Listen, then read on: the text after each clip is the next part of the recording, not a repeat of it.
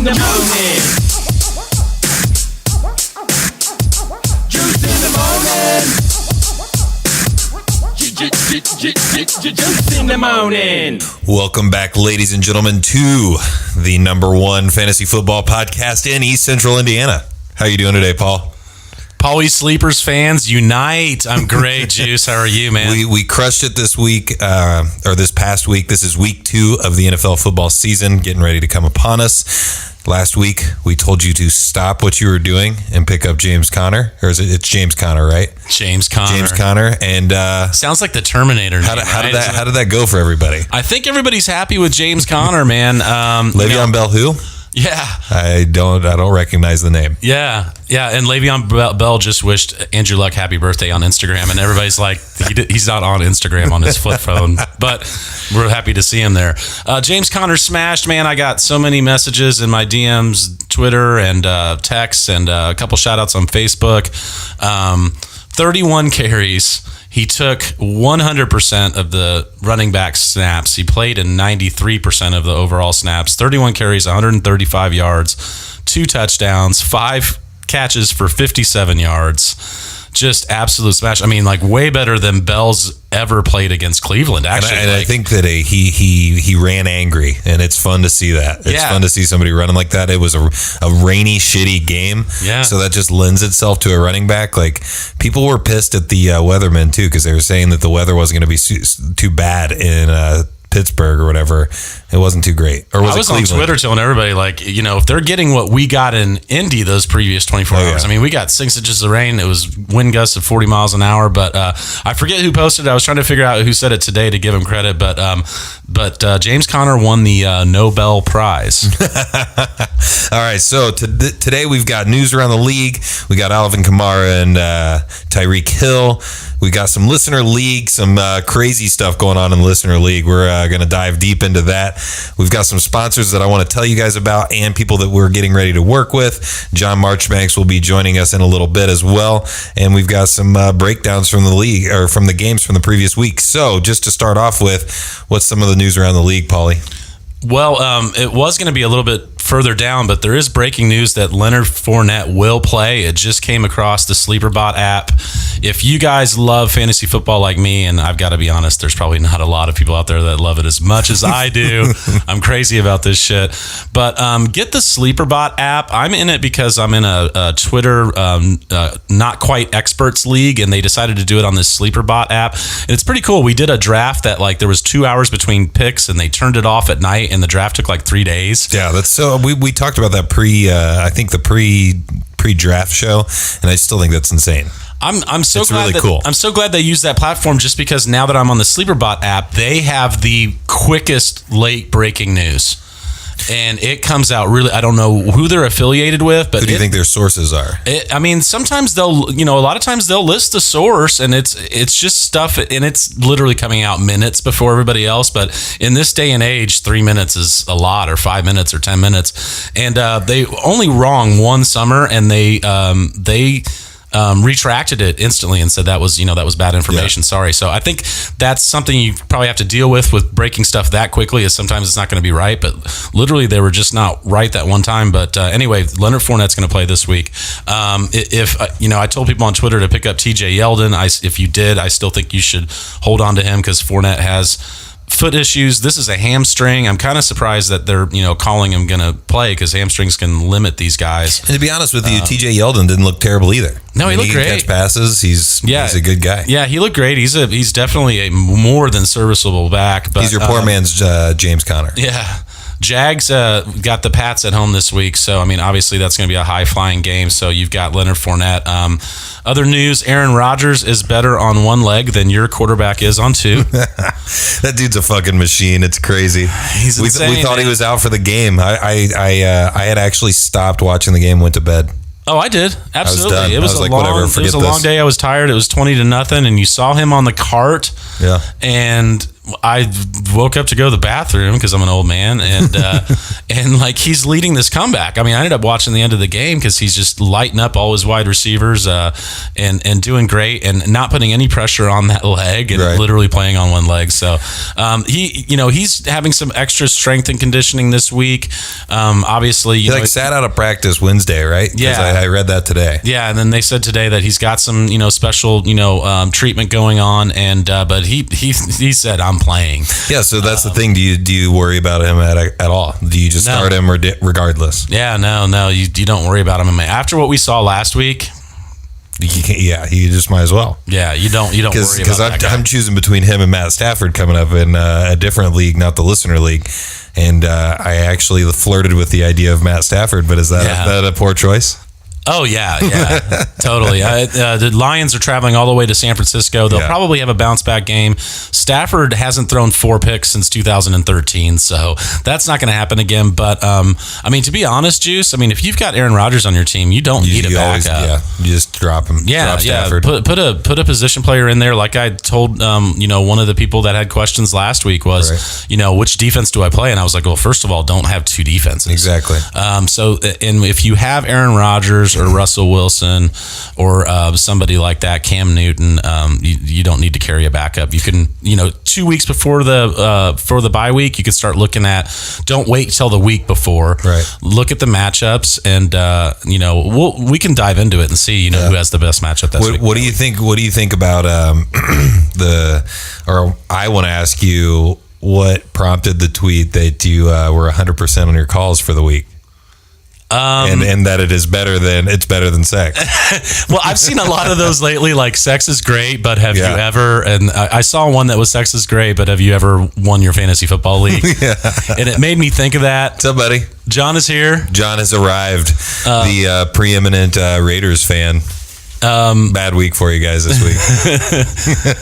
But it just prompted me that, and just also I was happy that all the questions that were asked of me, I made the right call. Right. The Baltimore defense crushed like it was supposed to, and the Rams D was good too. Obviously, and they're a great play, but the Baltimore D did better. And I want to say that one of the guys that is part of the Pointless Discussions podcast personally texted me and said, thank you for the James Conner news, because I went and picked him up and it actually helped me win my matchup this week. So. Nice. Was that Paul? Yeah, Paul Schroyer. Yeah, he reached out to me too. He was like, hey, thanks.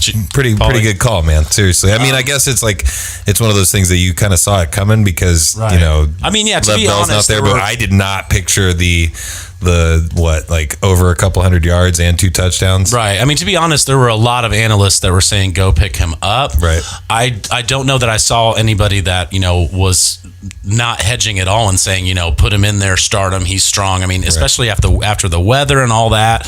But he played a pretty strong weather game at Pittsburgh last year.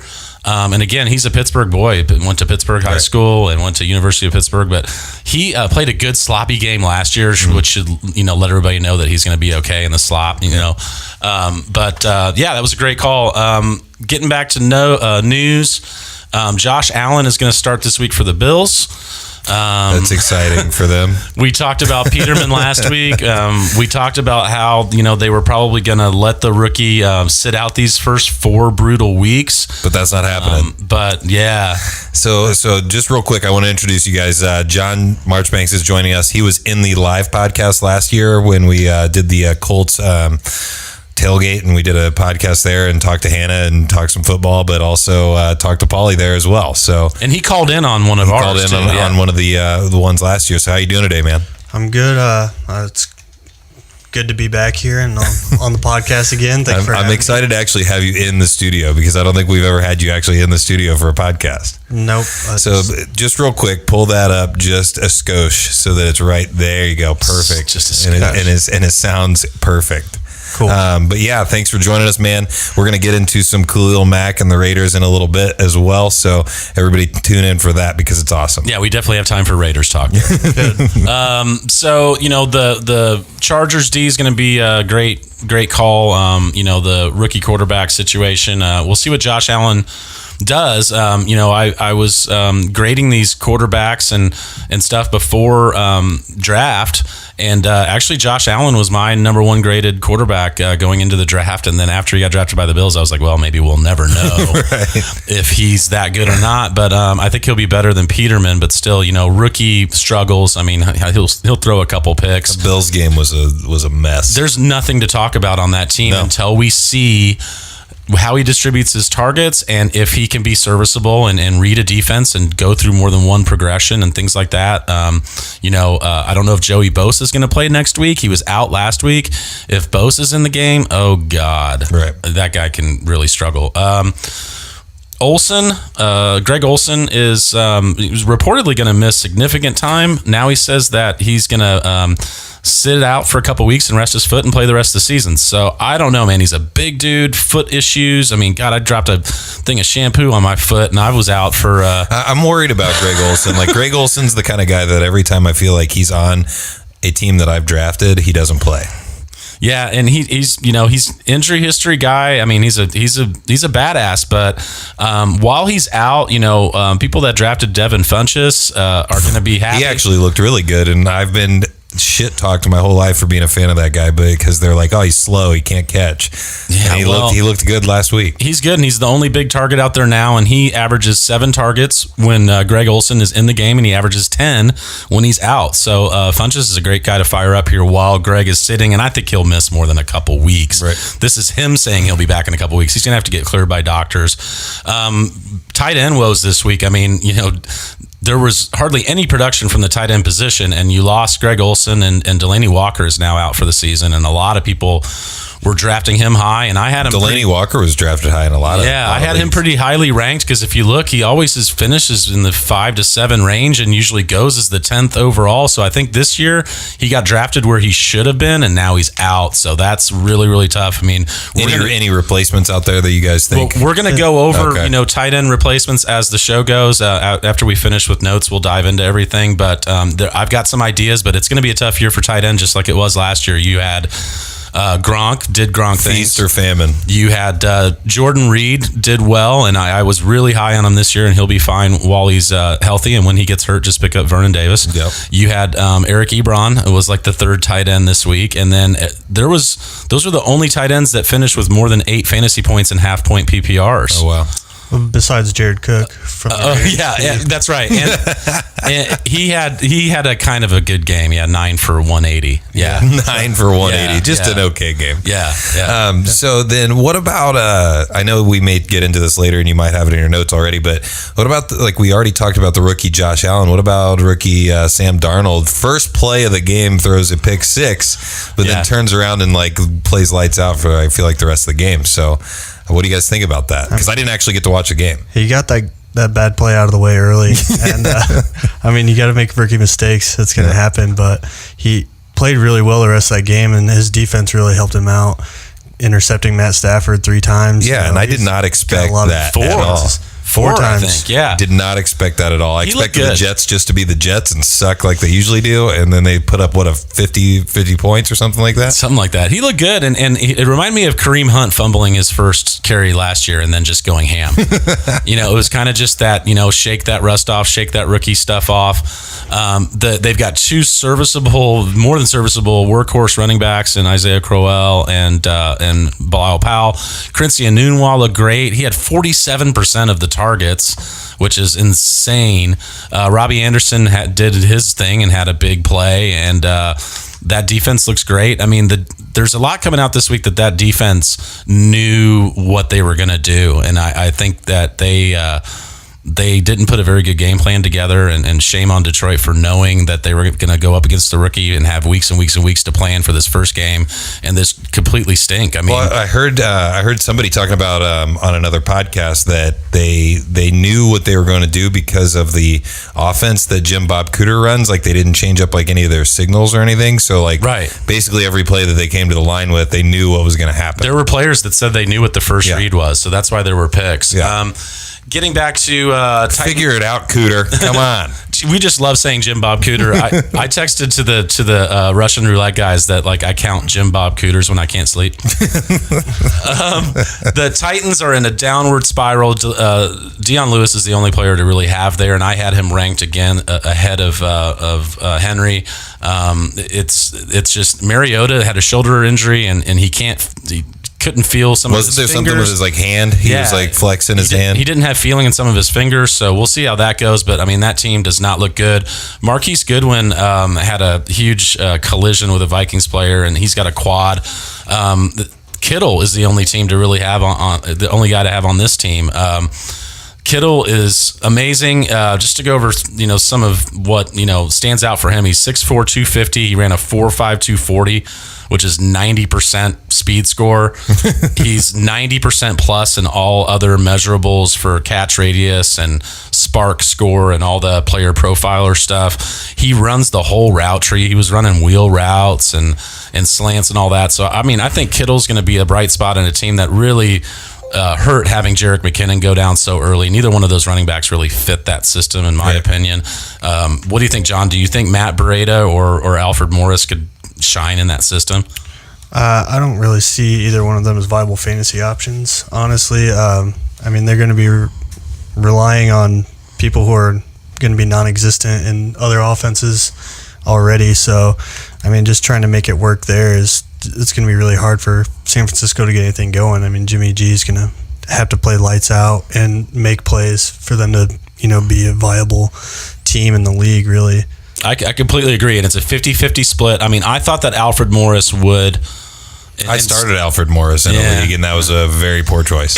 I thought he could, shine. He knows that system, and he's, but it's right now that team's not looking too good. Because I picked up Alfred Morris to cover for McKinnon, and then let somebody else pick up James Conner. So that was really fucking dumb. Almost done with injuries. Doug Baldwin has a grade 2 MCL tear to miss 3 to 6 weeks. That's huge. After he got hurt late in camp before the season, there was uncertainty whether he would play. Then he came out and said that he would be 85% max all season. He would be nursing this injury.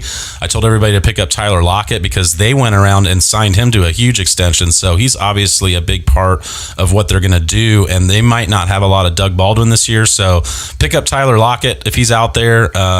Josh listened to me and drafted him in both of his leagues, and he's pretty happy about it because he's got Russell in one of them. That's a great combo.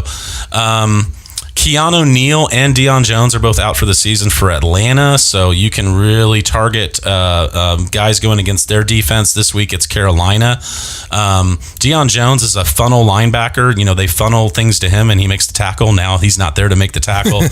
Poor Keanu Neal coming off of ACL injury, first game off of ACL injury that from last year, and he just tore his other ACL. Jesus Christ. He's got some really cheap built knees over there. They're key players in that defense, so you can target Devin Funchess and Christian McCaffrey, and those guys this week are going to do great. And just moving forward, Atlanta's going to have trouble. Hopefully Matt Ryan can get his head out of his ass, and that would make good for fantasy. Yeah. Bad defenses are good for fantasy. That's why Drew Brees was always so good. Joe Hayden has a hamstring issue, so the KC receivers could benefit from that, and that game is going to shoot out. KC at Pittsburgh, that's going to shoot out. Oh yeah, and then Tyreek Hill just looked like a machine. I mean, when I was watching him, like typically the Red Zone channel shows you just the Red Zone scoring plays, but there was like a time where they highlighted the Chiefs game, and like I'm pretty sure Tyreek Hill had like 3 catches in a row. One where he was like jumping, like he like. You can tell when a guy like that elevates because of how short he is, because like he's super short, and he's like and he's up there and he like snatches one away from like one of the safeties or the corner or something like that, and I was like, God damn, I didn't know he was that fucking good. Like I didn't get to see a lot of KC games or see him play, and he's just a monster for how little he is. He's obviously a big part of what they want to do, and the deep dive that we're getting ready to do, John, is about how Tyreek Hill and Alvin Kamara are just breaking the modern sustainability models, the modern efficiency models. There were last year on DraftKings, we played Kamara every week. Started off playing him when he was $4,500. Kept playing him $5,500, $6,500. Oh, he's too much. He won't keep doing it. Same thing with Tyreek Hill. Guys said, don't draft him in the top 10. Don't draft Kamara in the top 10. This isn't sustainable. And believe it or not, some of the guys are going to die on that cross. They're still saying that this is not sustainable. What do you feel about these two players? And my feeling that this 0.01% of the 1% of the best players in the world, you can't put them in the normal models. What do you think, John? I had Alvin Kamara on my fantasy team last year, and he took me all the way to the playoffs. He is just so versatile in that offense. He can play any position. He can play halfback. He can play in the slot. He can split out wide. So he can be on the field all the time. But he doesn't get the volume, though. He needs more volume, John, doesn't he?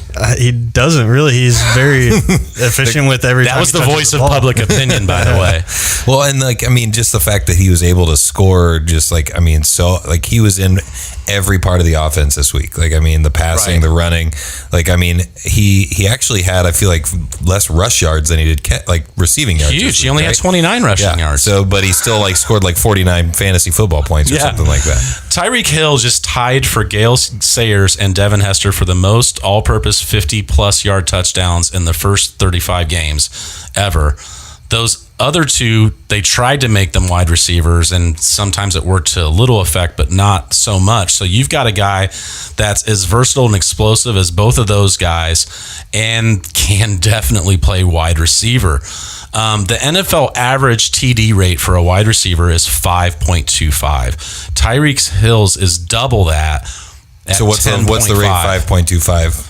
Well, he's getting a touchdown 1 out of every 10 times he touches the ball. Okay, Jesus. And the NFL average is 1 out of every 20. And his model, his sample size is getting much larger because he had 3 the other day and 9 touches. Yeah. So these stats are actually before that. It just went up.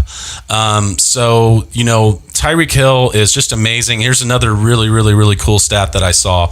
Including preseason this year, Tyreek Hill has caught 21 of 24 targets for 87.5% catch rate, which is also amazing. For 351 yards, 14.6 yards per target, which is amazing. The rest of the team during that span is 20 for 39, 51.3%, 239 yards, 6.1 yards per target. So he's better than the team by himself. Yes. He's putting the team on his back, though. You can't game plan to stop him. You don't have anybody fast enough to cover him. This is going to be hilarious. You can't double team him. I thought Tyreek Hill was a wide receiver. Watching him play, I thought he was a wide receiver. Right, he is a wide receiver. Okay, he's not a running back, though? I thought you were talking about him. He can be if he wants to be, because one of his touchdowns was an end around and he scored. But no, he's... The way you were talking about him, and I thought you said Gale Sayers, because I thought Gale Sayers was a running back wasn't he? He was, but he did a lot. He did a lot of punt returns and kick returns Tyreek Hill did, and so did Devin Hester. You pretzeled my brain there for a second, but that's okay. We're good. When someone gets their brain pretzeled, it's twitzeled. Yeah, there you go. So that's Tyreek Hill. So Kamara and Hill are breaking the mold pretty much for fantasy players. You're happy if you have them right now. Yeah, Kamara. But you're not going to get them unless you have a really good trade. You're going to have to. It's going to be hard to get somebody to come off these guys. I decline every trade that I get for Kamara. I don't even really look at it. He had 1.55 fantasy points per touch last year. He had an NFL best ever 7.7 yards per touch last year. On Sunday, he had 2.47 yards per fantasy points per touch and 8.3 yards per touch total. So again, both of these guys, looking into these stats on Sunday, they just got better by awful lot. Breeze's first ever completion was to Darren Sproles. Sean Payton has always wanted a player like this in his offense. Kamara is a more durable, because he didn't miss with a concussion last year. He missed the rest of that game, but he didn't miss that next game, which is very unusual. Especially the concussion protocol. He's more elusive. He's more agile. He's more athletic than Sproles and Bush. This is the prize at the end of the Cracker Jack box that Sean Payton has always wanted. And those other players were good for his offense, but Kamara is special. So he's not going anywhere. He's a nightmare for linebackers to cover. There was this play that they were showing last week where it was just a quick out route and the ball came out of Breeze's hands so fast. The poor guy trying to cover him saw what was happening and was backpedaling and took like 3 steps to reverse his motion. And by then, Kamara had 10 yards of separation. Right. He only needed 5 yards for the first down, and the play was designed to get the first down, and he had 2 defenders coming at them. He somehow split right in the middle of them, and he ended up getting like 15 yards. I mean, I talk about Kamara a lot. I drafted him in the 13th round of my League of Record Keeper League last year. Kept him this year. If you go back to my YouTube videos, after week 1 last year, I told everybody, pick up this guy, play him in DraftKings. He's the best fit on this offense. He's the guy that Sean Payton has always wanted. So, yeah, I hang my hat on him, but I didn't just hop on the bandwagon yesterday. I mean, I love that man. What about Ingram coming back later in the year? I mean, I know that Ingram was there last year, and I don't think he really slowed him down at all. I think it made it even better. No, he's got his own role in the offense. I mean, what do you think, John? Yeah, I mean, it's going to be the same thing. I mean, Alvin Kamara can line up in the slot. He can line up out wide. So, I mean, whatever happens, it's just adding a weapon. Yeah, another reason for him to be open because there's one more person for the defense to have to cover. The only downside of Kamara last year that I had was that playoff game that he went out injured. It cost me my fantasy playoffs. Oh, no. I rode him all the way there, and then he's going to hold a grudge against 3 him. points. He's going to hold a grudge against him. So talking about keeping Hill and Kamara and they're not going anywhere, the Listener League has been rife with crazy trades. So I want to know what your guys' thoughts are on the so basically, John, just to give you a little bit of background, we have a gentleman that started the league. He drafted back-to-back Cleveland Browns players, Jarvis Landry and why can't I think of his name right now? Josh Gordon. Because he was at work and he was on auto draft. And he was still jumping in and out of the draft, so we didn't know for sure. But anyways, Wilson is his name, and he just traded Le'Veon Bell away for, who was it? He traded Bell and Sterling Shepard for LaShawn McCoy and Jamal Williams. Yes. So first of all, he offered what did he get out of Josh Gordon and Keelan Cole, who he dropped this week for Quincy Enunwa. So he basically traded Josh Gordon for Quincy Enunwa. Did he win this week? No, he got smoked, man. He got smoked.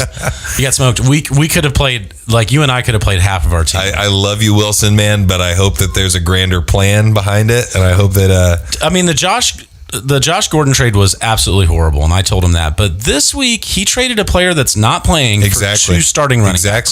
So Jeff called me right before I got here, and he was like, yeah, but Jamal Williams is going to be a non-issue when Aaron Jones comes back. Not necessarily, and this is why.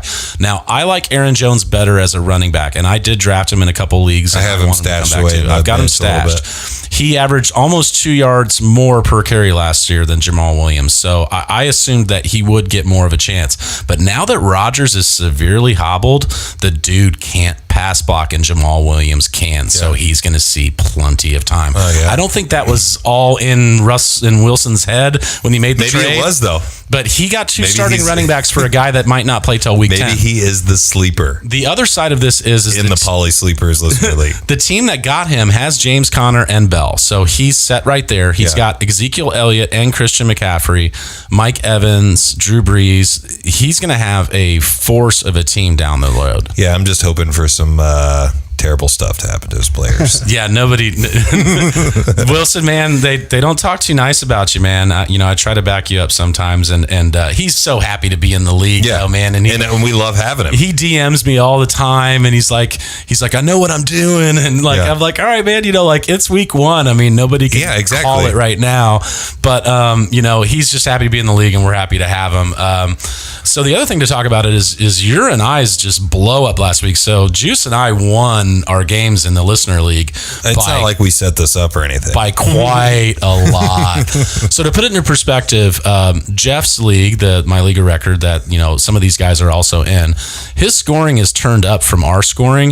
Like and there's bonuses for certain there's things. more, like there's bonuses than ours, but very little. Yeah. And like we turn scoring down for defense and stuff like that. In his league last week and this week, all the projections were like 15 to 20 points more than in the Juice in the Morning league.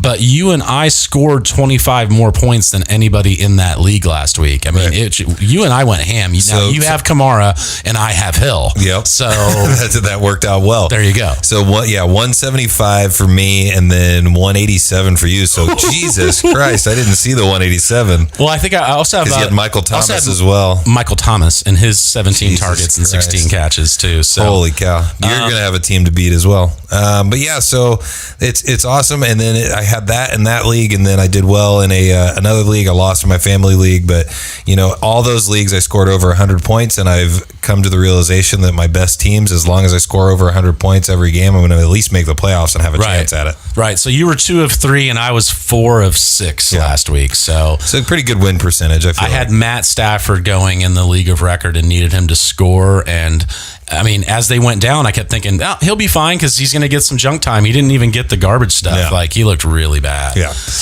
Worst game of his life, possibly.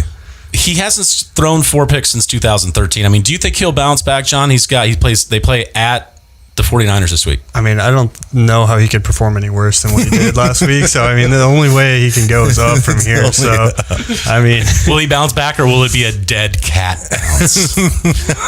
That's like a stockbroker and cryptocurrency term, the dead cat bounce. I have not heard that, but it does sound, I mean, the visual imagery alone is worth it. Yeah.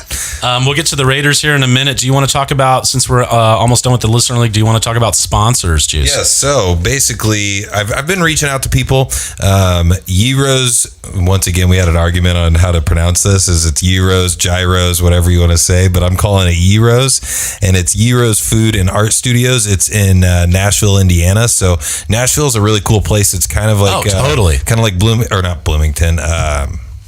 What's the place down there? Anyways, most of the guys you got Brown County and Story. Brown County, Story, that's right. Indiana's It's close to really there cool. too. And they have a lot of craft beer bars and like craft breweries down there. So he gave us a free dinner for 2 gift card to add to the Listener League for the winner of the Listener League. And then as well as I have talked to Sarah Paget from Greenfield, Indiana. She has a salon going in, and I know some of the people in the Listener League could use a good haircut. So I think she's going to provide a free haircut potentially. So I want people to check out Gyros Food and Art Studios, and also Sarah Paget. Look her up in Greenfield, Indiana. I want to say it's 46140 Studios, maybe. But let me look it up real quick. So you keep going for a second. And you posted something on Facebook, and there was a lot of chatter and a lot of people tagging other people, and people were like, hey, how about this? How about this? I think there was one guy that said, well, what I do, I don't know, like logistically what I can give, but he and I want to help. Yeah. So I think we're going to get more. And our plan going in was that there was going to be prizes, and we had no prizes. We just knew that we had all season to get it going. So whoever wins the league is going to be happy. And I'm donating all my winnings this year to the Center for Exploited and Missing Children. So I posted that on Twitter and Facebook as well. If you are Facebook friends with me, you know this has been something I've been passionate about for a long time. The kids don't have a voice, man. Kids are, get taken, they get hurt, they get abused, and so everything I win this year and last year, I won one league. I got second place in one league, and I won probably almost $2,000 on DraftKings. So hopefully I do that well this year. And I've already said it. My brother was really nice. I put something on Facebook, and my brother Eric already hopped in there and donated $100. I'm hoping other people will donate, more too. But it's Salon 46140. I'm sorry I had to interrupt. No, that's okay. I was going to feel really bad if I didn't get her studio correct, if she's going to be doing some advertising with us. So the Salon 46140 going in Greenfield, and Gyros Food and Art Studios. Sorry. And then that's an awesome, really big thing that I did not know that you were doing. I know that you've posted on Twitter. I don't have a lot of time to follow along on Twitter. Like, I miss a lot of stuff because you are very active on there. But that's something that's very impressive. You must miss it on Facebook too, because I share it all the time on Facebook. Dude, Facebook has been designed to keep me away from the stuff that I actually want to see. But anyways, That's true, and I don't spend that much time on there as much as I've just been like tweeting like crazy lately. But to be able to do that's awesome. I appreciate you taking the time to do that. Oh yeah, absolutely, man. I just decided this year I was just gonna, fantasy football has been good to me, and it's something I really love, and hopefully I do as well this year or better than I have in the past, and I can donate some money to that worthy cause. Right on. So John, Khalil Mack, what does it feel like to lose that guy to the Browns? It feels like Well, not to the Browns. Or Bears, sorry. to the Bears. Yeah, it feels like my girlfriend broke up with me. It's really depressing. Been hiding in the dark for a few days. John is a giant Raiders fan. I've given him shit for it since the day I knew him or the day I met him. So it's one of those things that you've had some high hopes since we've been friends, and Raiders have let you down a couple of times. For us, that would be equivalent to us trading Andrew Luck. Right. Yep.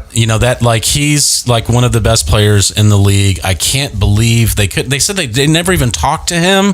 I mean, it sounds to me like there wasn't even an effort put forth. I heard a lot of talk that the team and him had gone months without talking. I don't know what the hell the whole problem was there. I don't know if you guys are ever going to get any reasoning behind them not paying him, but you pay a guy like that, right? Yeah, I mean, he's young, that's what right? should have happened. He's young, right? He's 27. He's so not 34 years in his old. I mean, when a guy like that doesn't get paid, fans still get mad. I mean, like, I can't believe what the Raiders Nation, like, I saw a stat, all right? So the other day he had a sack, an interception, a forced fumble return, a forced fumble recovery, and he scored.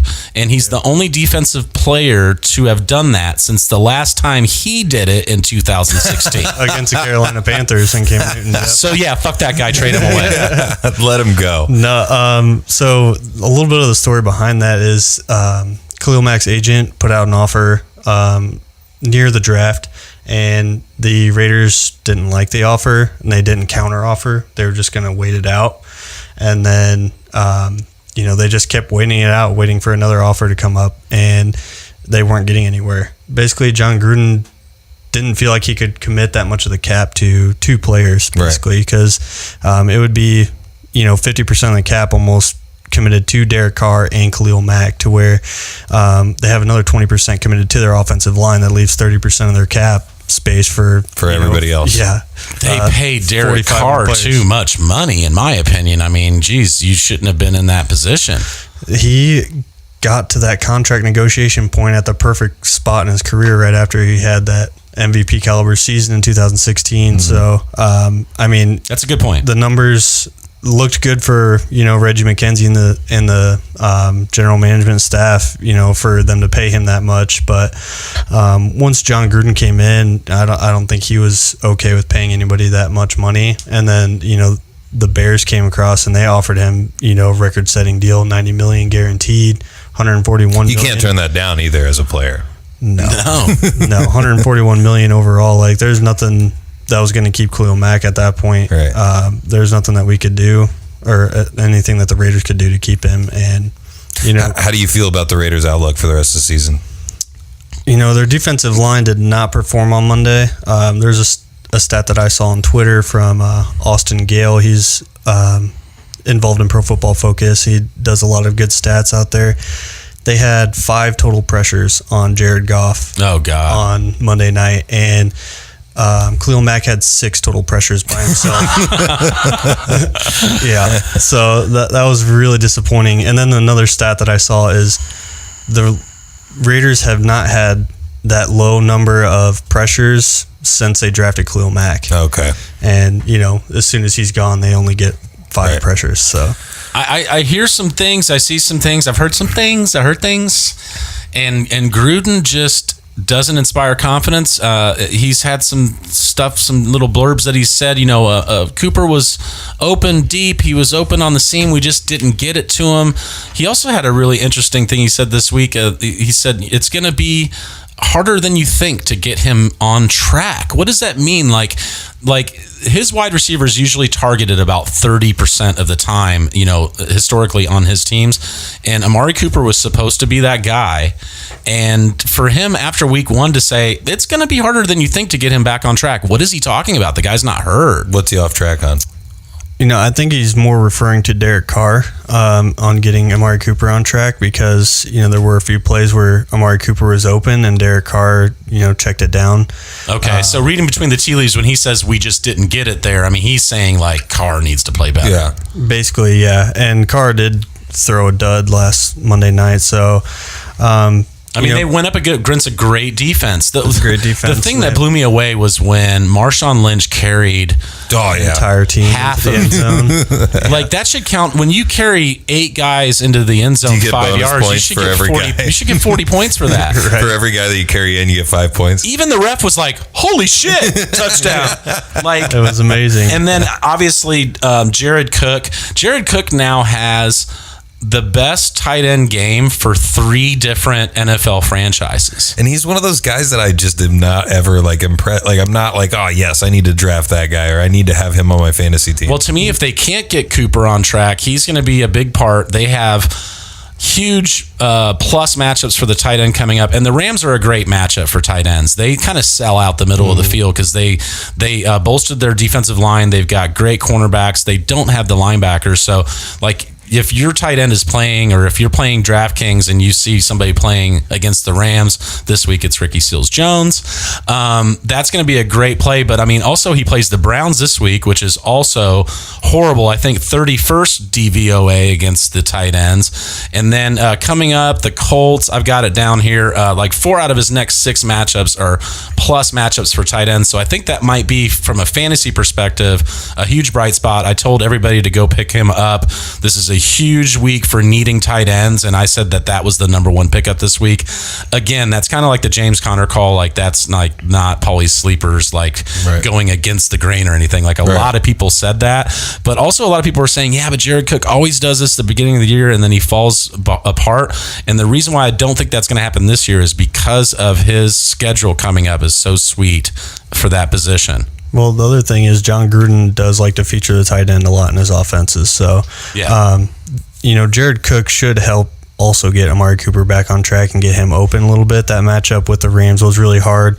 Amari Cooper's never really done that great lining up against Marcus Peters. Yeah. Last year, he had that blowout game against Kansas City where he went for 200 yards, but they lined him up in the slot a lot. He didn't go one-on-one with Marcus Peters very much. It was a lot of Michael Crabtree on Marcus Peters. So this week, I think they had Marcus Peters either shadowing him or Aqib Talib over top of him. So like he didn't get a lot of the looks that you would expect him to get, but he did have those opportunities that Derek Carr ended up checking down on. That's one of the things that kind of is frustrating about Derek Carr. Ever since he got his leg broken and his back broken, he's really skittish in the pocket. He's the check down king. What did Jalen Richard had 11 targets and 9 catches? Mm-hmm. Yeah, and he has games where he feels comfortable in the pocket, but after the Rams got that 1 sack, you could see the skittishness start to come out of him because he's worried about getting injured. He's had a couple of gruesome injuries in the league, which it makes sense, but I think John Gruden's going to force him to stick around in the pocket a little bit longer, and like he's got to look for those deep targets on Amari Cooper. Former Raiders, you guys brought up Michael Crabtree. How do you feel about him this year? Because he did get in the end zone this week. Yeah, he's the number 1 there, and Flacco's going to ball out. Flacco is the number 8 fantasy quarterback dating back like 5 games into last year. He's quietly balling out right now. Mm-hmm. I think he sees, that the kid's coming up, Lamar Jackson, so now he knows that he's got to play. He's got a whole new, they just wiped the slate clean. All their wide receivers left, and they've got John Brown and Willie Snead, who also had a big game. Yeah, John Brown also scored. They all scored. All 3 of them scored, and all 3 of their running backs scored. It was amazing. But granted, that was against the Bills, and people were like, "Oh yeah, well that was against the Bills." But I'm like, yeah, but if you look, Flacco balled out towards the end of last year, and I've always told people in fantasy, and I did not tell people to draft Joe Flacco. I'm not saying that, but I've always told people look for people that were strong at the end of the year. Usually go into the beginning of the year started good, and I have some confidence. I've always liked Crabtree. He's got an excellent contested catch rate. He's a red zone monster. year. He's already scored. I mean, look for him to, his floor is 8 touchdowns, and he could easily hit double digits. I like him a lot. The other thing I wanted to ask John about was Martavis Bryant maybe coming back to the squad. Yeah, he got signed today to a 1-year deal, so he is back on the Raiders now. He's still facing potential suspension, from what I hear. How long of a suspension? It could be a 1-year suspension. So what's the? So you sign him for a year. Is that signing him like for playing time for a year, or? Yeah, they don't have to pay him. He's suspended. Okay. This is what Joey Bag of Donuts said. He was our guest last week, and people were trying to figure this out on Twitter. Like, what happened? Like, because I heard that he wasn't getting the playbook. He wasn't even lining up in 3 wide receiver sets. They let him go, and now magically he's come back. Well, Joey's theory is that they know now that there's not going to be a suspension.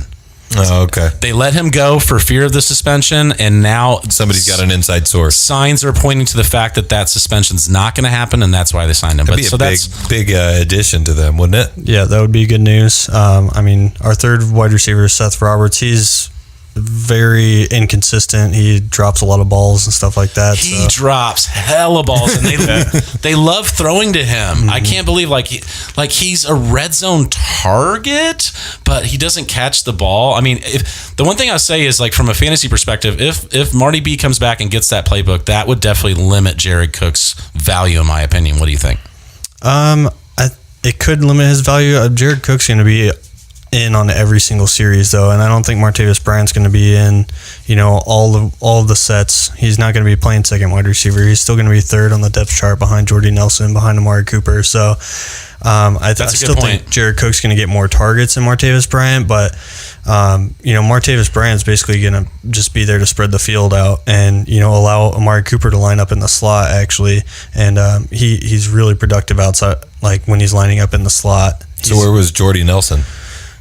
He had 4 catches for 55 yards, something like that. Maybe 5 for 50. No more than that. He didn't have a great game. Like I said, those cornerbacks for the Rams were really good. I mean, shouldn't the Rams, like, because you were mentioning them, and a lot of the times I'm not as a big football buff as you guys, but if I can recognize like 3 of the defensive backs on somebody's team, then that means that they did something with their team. Well, they picked up Marcus Peters from the Chiefs and Aqib Talib from the Broncos, and then who's the defensive lineman that they picked up? Ndamukong Suh. Ndamukong Suh to go with Aaron Donald. Yeah. So they definitely bolstered that defense. So that's a solid defense. That team was lethal last year and led the NFL with like 33 points per game, and this year their scoring might be down a little bit, maybe, but their defense got way better. Like, that team's going to make some noise.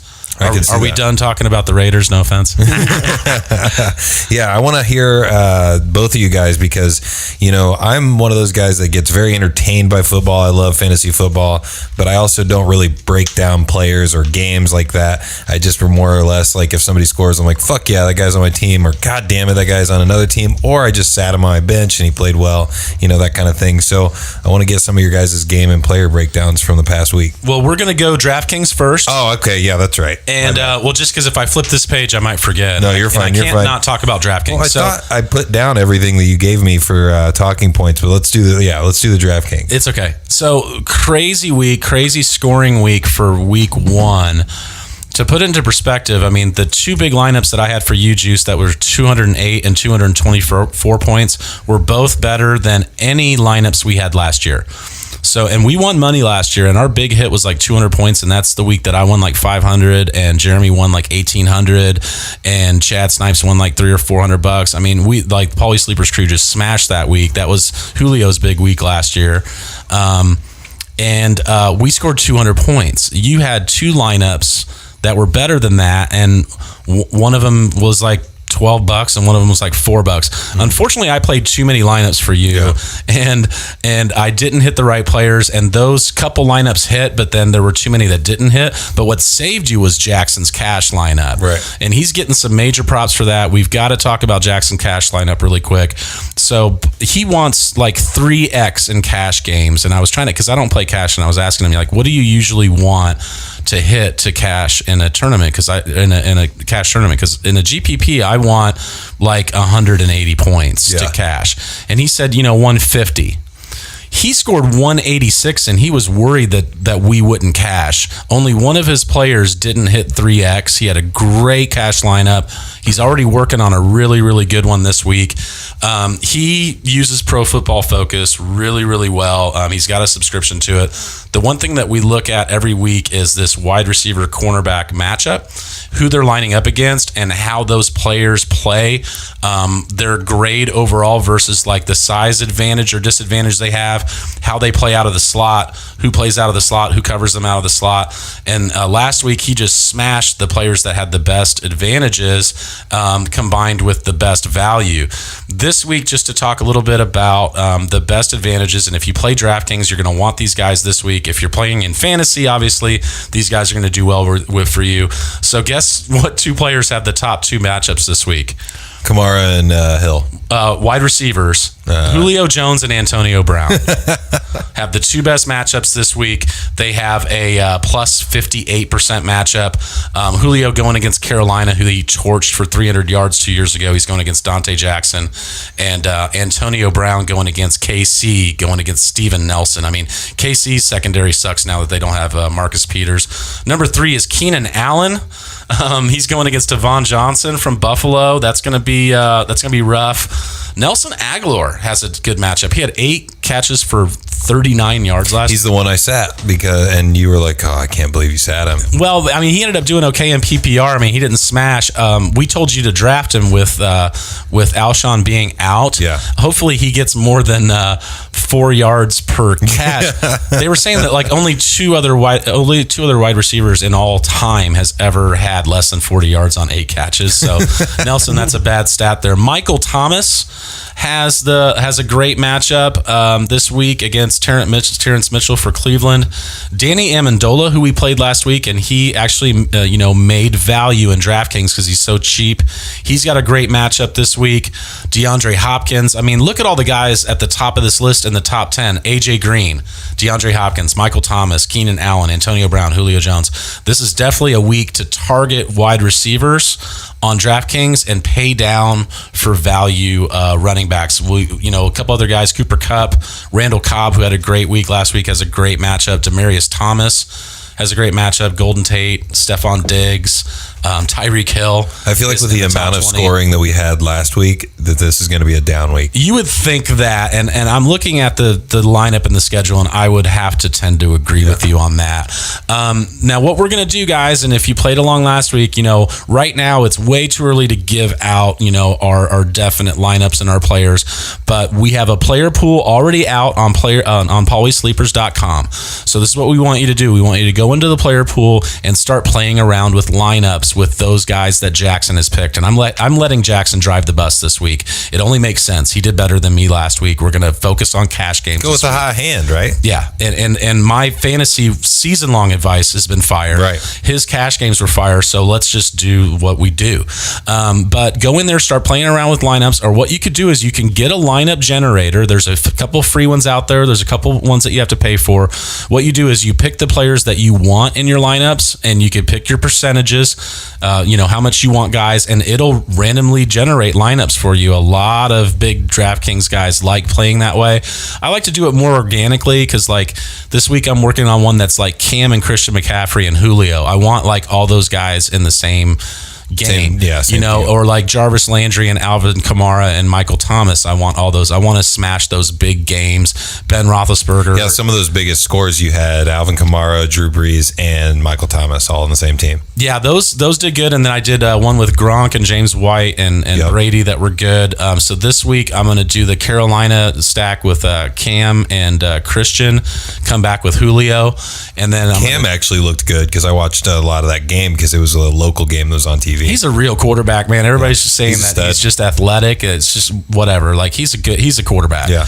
And then that Chiefs game is going to blow out. So I like Ben to snap back. And this is the contrarian play. No one's going to play Ben because he had a bad game and threw 3 picks. But like he's going to ball out at home like he always does. The weather's going to be fine. It's going to be 70 degrees. So I like doing a Ben to Juju because he's cheaper, and then come back with Tyreek Hill in that one. Obviously playing James Conner too. Like his price went way up, but he's still only like $6,700. Like give me that all day long against the Chiefs. Yeah. I'm good, man. I think it sounds great. I want to win some money this week, so Jackson, go ahead and hook me up. I appreciate you helping me out with that. So we can dive into the games. The breakdowns of the games. Yeah, I had a really good segue, and then now it's just we're gonna jump right in right now. It's all right. I had a real quick thing. I just got a notification. Joey Bosa is most likely going to be out again this week, and possibly a little bit longer. So, keep that in mind. Where's he at? Chargers. Yeah. Chargers defense, right? Defensive line. Yeah. And isn't he like one of the big name guys like that they were really excited about? Yeah, they have him, and then how much has he played since he's been there, or is he a rookie? He held out for the first 4 games last year, and then he came back and got double-digit sacks. Okay, so he was still a stud. So I don't need to call him out too much. They're missing him big time. Yeah, all right. They're missing him big time, but they've got Buffalo this week. The good news is they probably won't need him. I mean, Buffalo's going to, unless Josh Allen is Christ in cleats, it's not going to happen. What were your takes on the Chicago Green Bay game, other than before you got here, I said that, Aaron Rodgers is better on one leg than your quarterback is on 2 legs. Yeah, he's amazing. I can't believe that he came back and just took the game over like that on one leg. Bringing him back in the final minutes of the game. I mean, Khalil Mack took over the first half, and then it was Aaron Rodgers all after that. It didn't really even matter who was coming after him. He was completing everything. It was just mind-blowing that, he has that ability to take a game over. So let's just run through this real quick, because I want to do kind of a quick hits thing. So Falcons Eagles, that was the Thursday night game. What we take away from that? I mean, that Julio Jones is still good at football. Jay Ajayi runs hard. And if he gets the red zone opportunities, he's going to be great. Because I love watching him run the ball, dude. He just runs hard. Like, he runs angry. It looks like he's fighting every inch, every tooth and nail the entire way. I love watching him play. What else? What else we got from that? Anything? Matt Ryan is probably not going to play that bad all season. Yeah, that's true. We talked about that earlier. Needs to get his head out of his ass. Like a Matt Stafford situation. So he hasn't passed for less than 300 yards the last 3 home games versus Carolina, and he actually has 9 touchdowns in the last 8 games versus Carolina. Another great sneaky DraftKings play this week, because he's down to like $5,700. Pairing him with Julio is going to be a great play. Devontae Freeman didn't practice. He got hurt at the end of that game. So Tevin Coleman, we might see a lot. I do have Tevin Coleman stash in a couple leagues. I played him in a league last week, and he did fine. Like, we might see a lot of Tevin Coleman this week. We might see a lot of him even if Devontae Freeman is okay, because Carolina's defense, if their run defense, as Zeke, how their run defense is, it's really strong. So they're going to have to pass a lot. I think he gets his head out of his ass, and I think they play a lot better. I think that game could definitely shoot out. The Eagles play the Bucks. And their defense is without Vernon Hargreaves now and EJ Gaines, their top 2 cornerbacks. So Foles didn't have that great of a week, but he could bounce back big time against the Bucks. The Jay owners, the problem is if he doesn't get that red zone, you're going to be hurting big time. Like, he wasn't even in the beginning of that game. Yeah, for like the first half of the game, I thought he wasn't playing. I texted Paul. I was like, was he hurt? Like, I was like, because I was worried that he wasn't going to play. It's like he accidentally like smashed the coach's car, like parking that day, and he was getting, because like Wendell Smallwood, Corey Clement, Darren Sproles, they all got touches before Ajayi did, but he ended up coming in there, scoring twice and getting a 2-point conversion. Yep.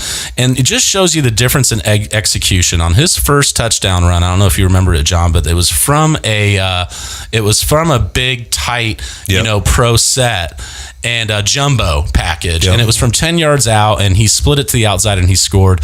And the Falcons couldn't score from the jumbo from the 1 yard line 4 chances in a row. Yeah. Like, they got to get it together. Right. Mm-hmm. So then that just moves on. Like, I mean, you may have like a list, but I've just got the list of the games. Yeah, I was Bengals, Colts. I mean, we're huge Colts fans. So how did you feel about the Colts game? The bright spot was Quentin Nelson graded as the second best offensive lineman last week at his position. And they did, I mean, they played well. Like, to watch them, it was actually exciting to watch them again. It didn't feel like they were like imminently doomed the entire game. Well, they did, because, they're missing Costanzo, and he's back at practice, by the way. Marlon Mack and Costanzo returned to practice today. Both are set to play unless they have setbacks, so that's very good for our team. But because even though they've got Nelson, with Costanzo out, they had some issues, and the play calling was good to get the ball out really quick. They dumped the ball off to Hines. Hines looked really good catching the ball. I think I texted you about that too, because I was talking shit about Hines all preseason. I was like, I don't know if Paulie's pick is right. And then he had I've been so game. up and down with him. I told everybody that he's going to be great this year. Then I was like, well, maybe I'm wrong. And now I'm like, well, now I don't know what to think, because he did look good with the ball. He protected the ball.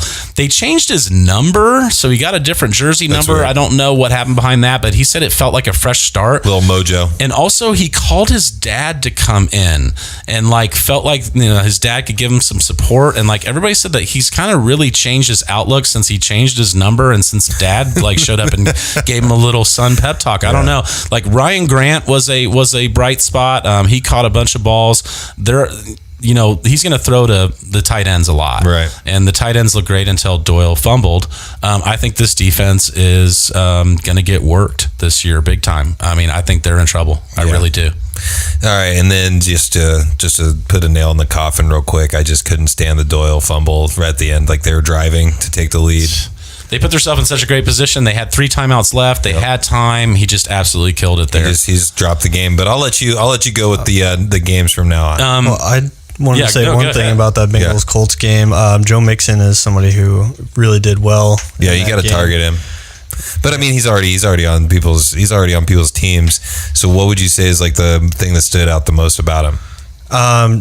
His rushing yards. I wasn't expecting him to get that many rushing yards, because I was expecting him to get more targets out of the backfield, because he's kind of an elusive receiver type running back, but he was able to pick up a lot of yards on the ground. He averaged I think it was, I don't have the number up right now, but he had 149 yards from scrimmage total, and 95 of those were rushing yards. So nice. He almost broke 100 yards in the first game of the season. Like Paulie just said, the Colts defense is going to be rough this year. So they've got the Ravens next week, so this is going to be a much bigger test for him. LaShawn McCoy was not able to do anything against them, but that was a bright spot, and Joe Mixon took 79% of the running back touches with Jeremy Hill out of town. This is his team. He can be a Leonard Fournette type player, Kareem Hunt, a bell cow back. The guy is a beast. Part of it was the Colts, but part of it was, he's going to get more opportunities this year. Their offensive line got way better. They brought in the offensive line coach from Dallas, who created a great offensive line over there. They drafted a kid. They brought a guy in from free agency. They got way better at that position. Tyler Eifert's healthy. That team's not going to be a huge contender, but there's some fantasy relevant situations going on there. AJ Green fumbled twice. Yeah, that was crazy. What's up with that? But the first one was great. I didn't see the second one. The first one was a great play by the defender. He just stuck his hand in there and popped it out. Right at the very perfect spot. But I didn't see. The second one, man, I'm just terrible at remembering actually what I watched during football Sundays, because I just sit there and drink beer all day and watch the games. So with the Ravens matchup, you obviously can't bench Joe Mixon, but I think he'll lighten up a little bit. You can't bench AJ Green, but this might be a better matchup for him if Jimmy Smith is out still. AJ Green can have a really good game next week against the Ravens. Tyler Eifert has limited upside. If you drafted him, unfortunately, there was probably a lot of people ahead of you that took other tight ends. You're going to have to kind of play him for now, but he's a boomer bust guy. He's not going to get a ton of looks. Definitely touchdown dependent. John Ross is touchdown dependent too. He caught one ball for one touchdown. So the problem with John Ross is he's going to have a big game and it'll be on your bench, and then you'll play him and then he'll get 2 for 13. So people are saying that he's going to blow up. He's a great part of this offense if he stays healthy, because he can pull those safeties back and give Joe Mixon some time, but as more of just an explosive decoy threat as really being a fantasy relevant player. T.Y., should have had a monster game. He had a deep slant where Luck threw it perfectly to him and he dropped the ball. That's one that definitely you lose sleep over. And he's got a tough road matchup with the Skins this week. I mean, he usually has his big games in the Dome at home, but you can't bench Ty either. One thing I would like to see the Colts do is even out that tight end split, because Jack Doyle received like 73% of the snaps and Eric Ebron received 38. And I like both those players, but I mean, Ebron did so much better with his touches, and I think with that fumble that lost the game, his goes up to 50 and Doyle's goes down to 50. I think that could be really, really good for us if we balance that off a little bit better.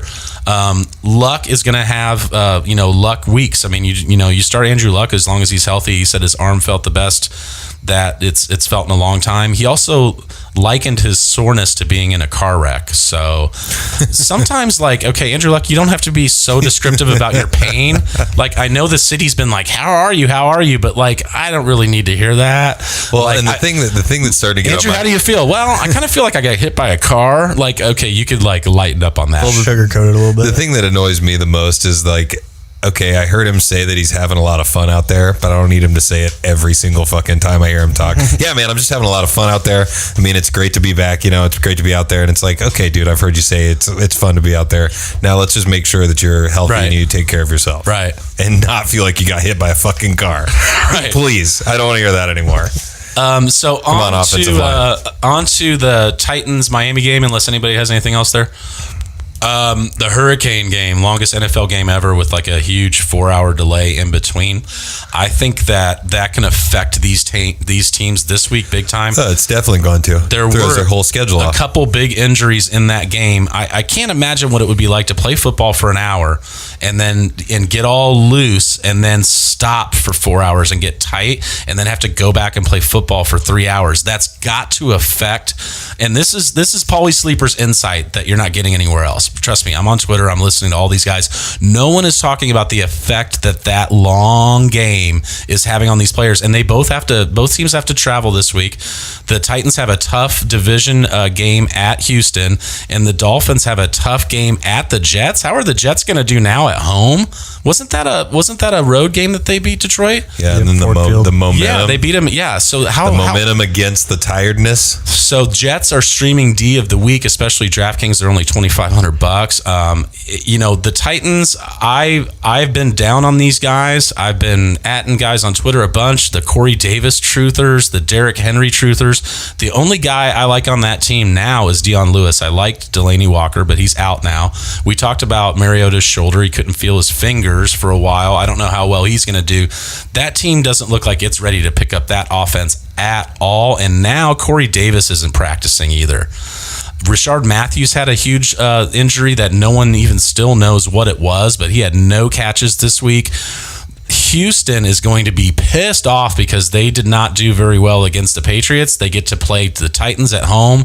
Houston's going to just absolutely smash them, and I think the Jets smash the Dolphins. Paulie Sleeper Kenny Stills is a huge bright spot here. I told everybody all summer I ranked him really high on my website because he's been so consistent there, and now that Landry is gone, Devontae Parker's not a number one. He's still not playing, by the way, because he broke a finger. But Kenny Stills had 4 for 106 and 2 touchdowns. We played him in DraftKings. He absolutely smashed. His career without Devontae Parker on the field, he's had fantasy finishes of 19 overall for the week, number 2 overall for the week, number 25, and number 8 overall for the week. So without Devontae Parker in the week, his floor is a wide receiver 2. His ceiling is a top 10 wide receiver. So I told everybody to pick him up this week. Get you some Kenny Stills. Yeah, if he's on your waiver wire, good God, man, go pick him up. Dion Lewis is definitely the running back to own here. I think that Derrick Henry is in trouble, and I don't think he's a good fit for that team. John, what do you think? I mean, do you think Dion Lewis is the guy to have there? Now, keep in mind that we play PPR and we talk about PPR. Yeah, Dion Lewis had, twice as many carries as Derrick Henry last week, or almost twice as many. It was a split of 16 carries to 10 carries for Dion Lewis. It just seems like they really want to use Dion Lewis a lot more than Derrick Henry. Derrick Henry isn't the kind of back that's going to come out of the backfield and catch passes. He's, a bruiser downhill type, which I think kind of affected his production in that game because he usually gets better the later the game goes on.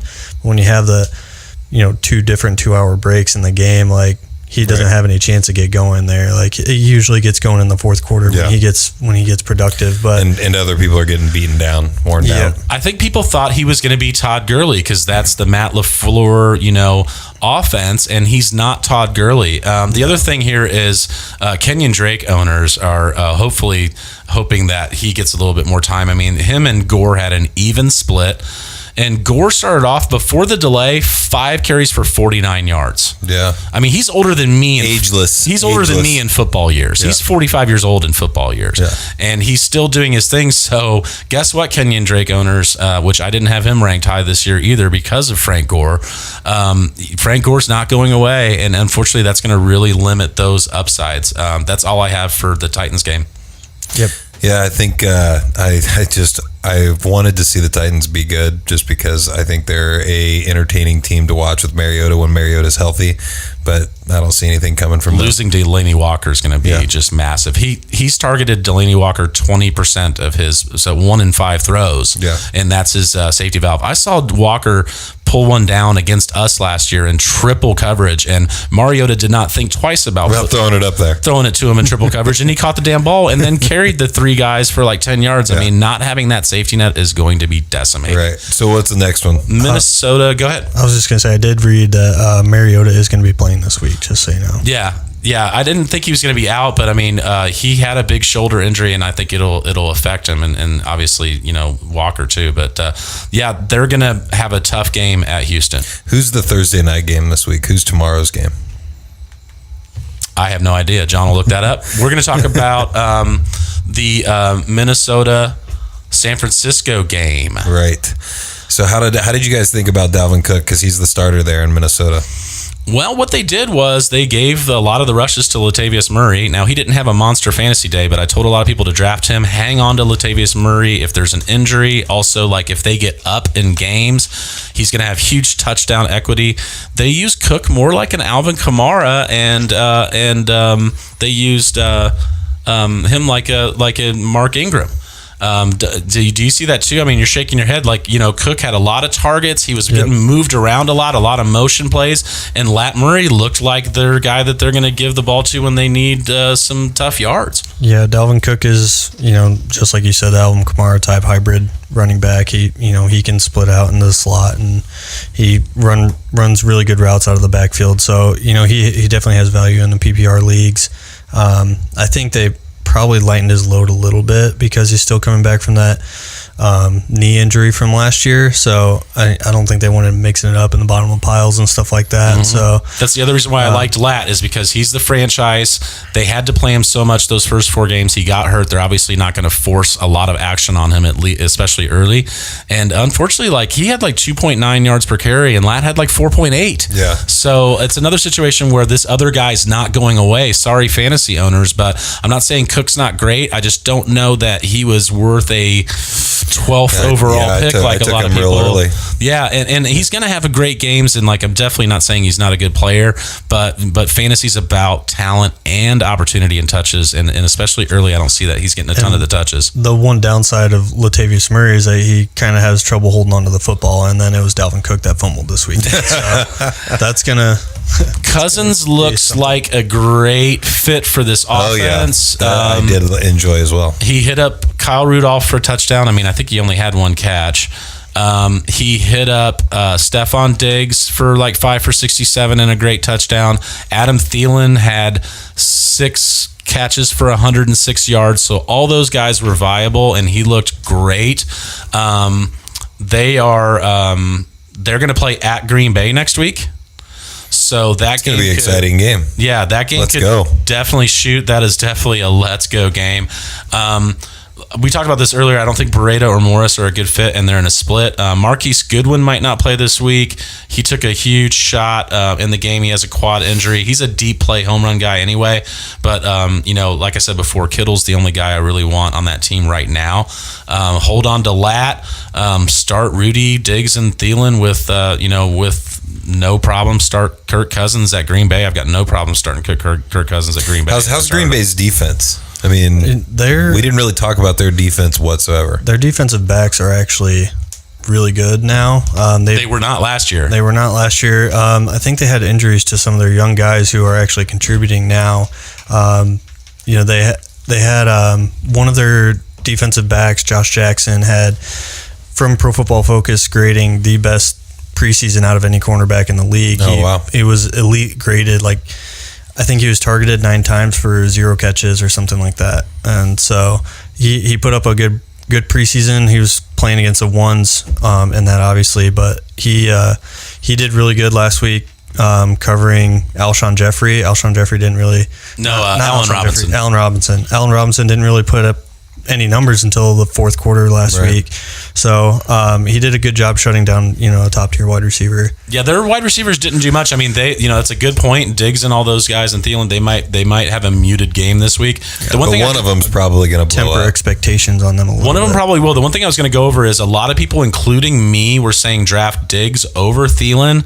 And in a PPR setting, it looks like Thielen is going to get the volume. Still get the volume. I think Diggs is a good play, though. I mean, Diggs got 47% of his fantasy points last year on deep throws, and Kirk Cousins is top 5 in the league on deep throw accuracy. So he's going to hit him up. So it's going to be one of those things where there's a potential for you to have the low ceiling, high floor with Thielen, but the high ceiling, not really knowing what the floor is for Diggs. Yeah, and he might have a 4 for 40 game, but he'll also have a game where he gets 12 for 180 and 2. I mean, and he's done that before. That's not a crazy stat. That's all I got there. We got Houston, New England. Let's hear about that, because how's Brady looking? Because I didn't actually see any of his plays, but I was watching him and Gronkowski's numbers just keep climbing the entire weekend. So. 3 touchdowns. I don't know how many yards he had, but he had 3 touchdowns. Yeah. So he did, Brady, Gronk had 106 yards and a touchdown. Deshaun Watson looked bad. I mean, he got a little better towards the end. That was obviously a tough road play for them. And then the other take here that I haven't seen, but it's right there staring you in the mouth or in the face. In the mouth. I like that, though. Things going to stare you in the mouth. I'm a fat guy, so things stare at me at the mouth like Philly cheesesteak sandwiches and hot dogs and hamburgers.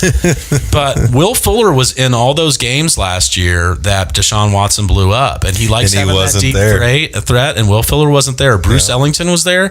We played him in DFS at a cheap $2,500, and Bruce Ellington scored, but he had like 3 for 41 and 1.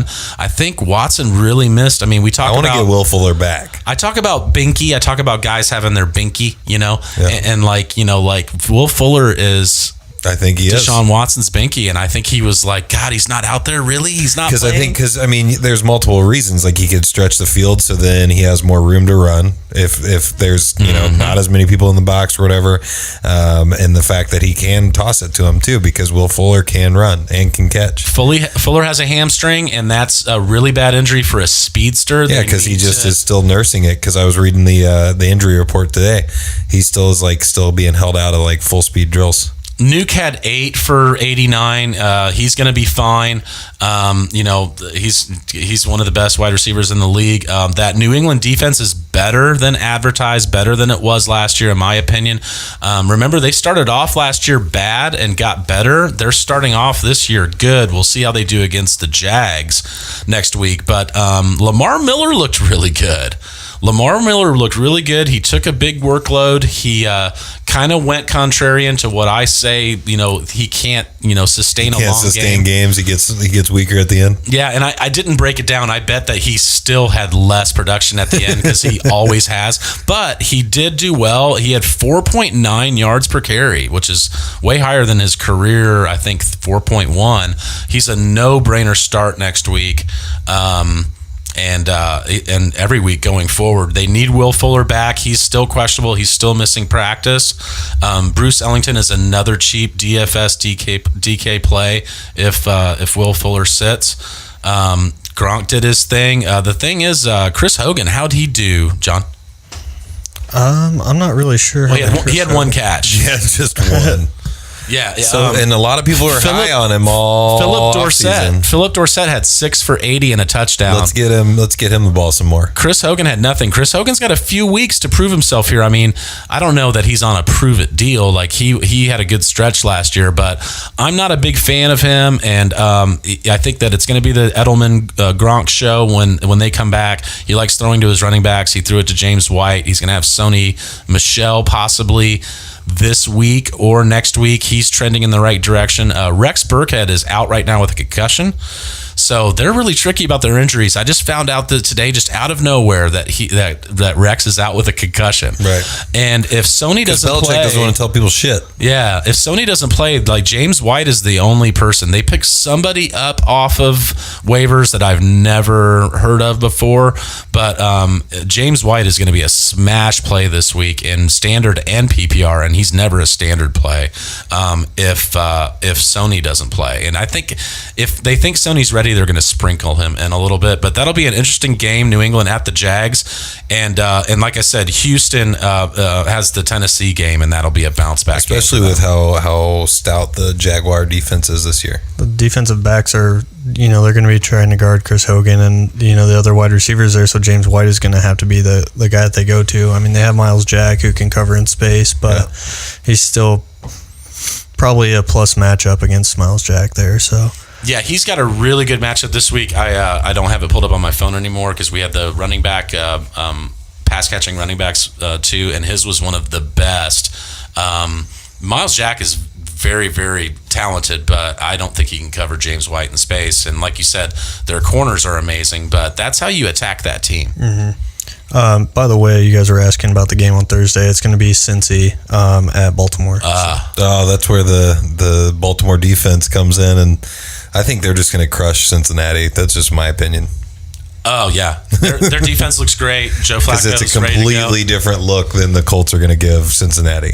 Their running backs did not do good last week, and Alex Collins ended up getting benched after only getting 8 yards, and Dixon only got like 18 yards. Buck Allen was the kind of the shining star in that running back field last week. They all scored, but they ended up not playing Alex Collins very much, and Alex Collins owners were pissed. Kenneth Dixon is hurt now, so next week it's just Collins and Buck Allen, and I think they'll be able to get back on track. Collins owners shouldn't be worried, and I think that Buck Allen is a great stash because Kenneth Dixon's usually hurt or suspended, and they love that kid, and he's a do-it-all kind of back, all-purpose kind of back, kind of like a TJ Yeldon type of a player. So this week, I think those are both good plays. Not like you're going to be playing Buck Allen in fantasy. What do you think about, both of you guys think about the theory that I've always gone on, which is if I have people playing on Thursday, I'm not super happy about it. Like if I have multiple players playing on Thursday, because I feel like Thursdays can be that day where some guy comes out of the clouds that you've never fucking heard of, and he's going to score 30 points on fantasy, and the guys that are typically good don't do shit. And they've had a short week. I usually try to fade those guys too if I can. I also love playing like the week, the full slate on DraftKings and not playing any Thursday players. I feel like that gives me a huge advantage because it's usually a crap game. Yeah. And that game's got a very low implied point total, a very low implied like play total. Like your guys won't have that many opportunities. Neither team really wants to play on a Thursday anyway. So like they're coming in there and you can't really expect much on Thursday. People don't want to be there playing on Thursday night. The only people that enjoy it are us watching football. I saw a great thing today. Why don't we get rid of Thursday night football and have 2 Monday night football games every night? See, the thing that I don't like about it is the late game. So if they started at around the same time, I guess they start an hour early when they have to. Then you just have to decide like which one you're going to watch. But I was thinking like both of them. Why doesn't one start at like 7, one start at 8, and then you can flip back and forth? I think we all have TiVo and are able to do that, right? Yeah, I don't know. The Thursday games just absolutely suck, and I saw somebody put that up. It's always Monday night's awesome, Sunday night's awesome. The next game is the game to review is the Tampa Bay New Orleans game. Ryan Fitzmagic, 4 passing touchdowns, 1 rushing touchdown. The guy that won the Millionaire Tournament on DraftKings stacked Ryan Fitzpatrick for $4,100 with Chris Godwin and Deshaun Jackson and Mike Evans, and came back with Michael Thomas. And then he had a couple plays that got like 2 or 3 points, but it didn't matter. Didn't matter. He scored Crushed. 300 points on DraftKings, and I've never ever seen that. But that guy won $1 million. You want to talk about a contrarian play?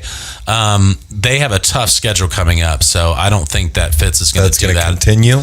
Yeah, I don't think it's going to happen. I don't think Fitz is going to continue that magic, but he was magical. And what happened to the New Orleans defense? I mean, they drafted Marshawn Lattimore last year as a great cornerback, but it seems to me like last year they started off really bad and they got way better. So I expected them this year to come out of the gate strong, and they just got worked.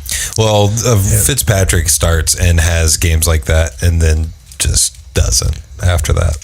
Like it just goes away. So you got to fear the beard for the first 3 games, and then nothing. Well, one thing about Fitzpatrick is he is not scared to air it out. He just chucks it wherever and just like expects the receivers to go get it. He doesn't like his accuracy isn't that great, but he had Mike Evans, and you can't overthrow Deshaun Jackson. Tampa Bay, you're good. Yeah. Deshaun Jackson is out this week, so Chris Godwin might have a Why is he out? He's concussion. Yeah, God damn. He's got a concussion. The worst. Don't ever own him. And here's a little tip for fantasy. Fitzpatrick does not target tight ends at all. So OJ Howard will be a great, because people are going to need tight ends this year, and Fitz is going to play for 3 games, and I think OJ Howard probably has 3 really bad games. And so you could get him for cheap. Somebody might actually drop him. If OJ Howard gets dropped, pick him up and get ready to start him week 1 because Winston. Week 4, yeah, because Winston loves playing against the tight end. Like I thought, Breeze is still Breeze, and he could throw the ball a ton. And I can't believe, Michael Thomas had 17 targets. Jesus Christ. For 16 catches. So he had 180 yards and a touchdown. Kamara had 9 catches. Those guys absolutely looked amazing. I mean, with Ingram, part of this is game script, but I predicted this too, that with no Ingram, they would have to get back to a throwing game, and they would remember how much they liked it. And of course, so they're going to throw the ball a lot, and they have the Browns next week at home. So that game could smash too. Start Tyrod Taylor because he can move around. He got a rushing touchdown last week. He was definitely fantasy viable. He did really, really good in fantasy. It's not going to look sexy at all, but because of his legs and what he gets on, done with his feet, he ends up doing well, and New Orleans defense looks horrible. And the Browns are undefeated. Yeah. Right. Isn't it so Browns to stop their losing streak with a tie? And Josh Gordon got in the end zone, man. I love Josh Gordon. I want him just to I just want him to be a stud. 1 catch. He got in the end zone, and he salvaged my day because I was worried that I was going to have a big 0 for him starting. I guess you were happy about that. I started him, and then I saw that touchdown, and it was overtime, wasn't it? Or was it to cause overtime? I think it was to take. I think it was to tie the game. To tie the game. What? That's a big play, big moment for a big dude. I think he's going to be good. If you're going to follow any advice from me, I say go with Josh Gordon. Well, and they play the Saints, who got just worked last week. So now he's listed as the starter, even though he was in for 58 of the 68 plays or something like that. 68 of 89 plays last week, and he was in on the first snap. Yeah, so he's a starter. They asked they asked Hugh Jackson about it, and he was like, well, it was a formation, it was a package. It was basically Todd Haley saying, fuck you, I'm playing Josh Gordon. You can't not play him. No, and so that's going to be a good play. They're going to need him this week, too, to get some attention away from Jarvis Landry. For sure. Marshawn Lattimore is going to have to choose. They're going to have to choose. And Jarvis Landry looked good, too. He was fucking catching everything. It just shows you that Miami didn't know. Miami had him typecast. Yeah. In my opinion. Absolutely. As a slot PPR guy, because his role is completely changed now. He had almost as many air yards on Sunday that he had all year last year. Yeah. His role is completely changed. He can go deep. He can go up and get the ball. And he wants to win. I'm not really a huge proponent of watching the HBO, whatever the show that Hard Knocks. But when you see him on there and see his desire to be good and for the Browns to be good, it just makes you excited to watch that kind of guy play football. Ted Ginn had a great week, and Cameron Meredith sat. We didn't see anything from the rookie Traquan Smith, so Ted Ginn's going to be a thing. I talked about it last year. He doubled his career catch rate last year. And I dropped him from my team. Yeah, and he just absolutely balled out, and he did great. I think he's a good stream flex play until further notice. And Ben Watson, got targeted, had a few catches, and he's going against a horrible defense against the tight end. The Browns are really bad. They're like I talked about the Rams earlier. They sell out the middle of the field. So I think Ben Watson would be a good what the heck start this week. If you need a tight end and you didn't get the tight end you want on the waiver wire, you're scratching your head, you don't know who to play, I think he would be a viable, possible good play this week. And he had a great year in 2015, the last year he was with the Saints. He had like 67 catches for 850 yards and 6 touchdowns. He had a career year with Breeze throwing him the ball. And Breeze will go off again this week against the Browns. Tampa Bay has the Eagles at home next week, and that game should be interesting. Definitely a come down to earth game for Tampa Bay next week because the Eagles defense is really, really, really good. Yeah, so do we have more? There's more games. Yeah, let's go. Jacksonville at the Giants. Barkley looks like he's excited about the Giants? Well, Barkley looks like he's going to be like Adrian Peterson. He had 16 carries for 38 yards, and then his next carry was like 60 yards. Yeah. So he's that home run guy. OBJ in a tough matchup against Jalen Ramsey, one of the best corners in the league. He had a 11 for 111. Yeah. So he had a 1-1-1-1-1-1. Love it. Great day. The Jags passing game sputtered. People say it's Keelan Cole is the guy to own there. It's I think it's D.D. Westbrook.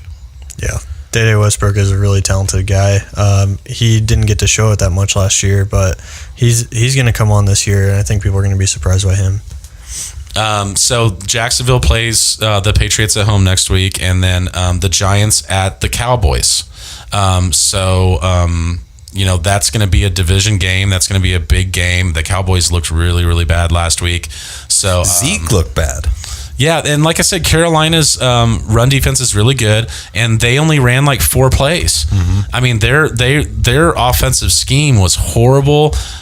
Alan Hearns didn't do anything. Michael Gallup didn't do anything. Whatever guy they've got playing at tight end, I don't even know who it is. Like, they had no pass catching weapons.